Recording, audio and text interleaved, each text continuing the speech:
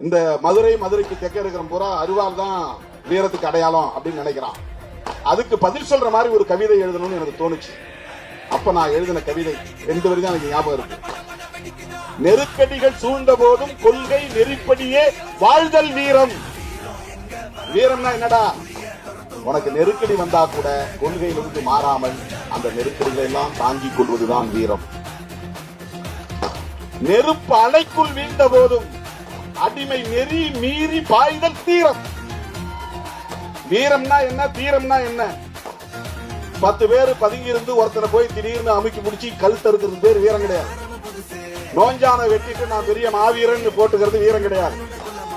100 பேர் ஒன்னா சேர்ந்து போய் ஜனம் தூங்கிட்டு இருக்கும் போது திருட்டுத்தனமா குடிசையை கொளுத்திட்டு வர்றது, குச்சி கொளுத்துறது வீரம் கிடையாது. கருப்பங்காட்டு கொண்டு பதுங்கி இருந்து கல்லெடுத்து அடிக்கிறது பேர் வீரம் கிடையாது. வீரம்னா என்ன நெருக்கடி தந்தாலும் எதிர்த்து நிற்பதுதான் வீரம்.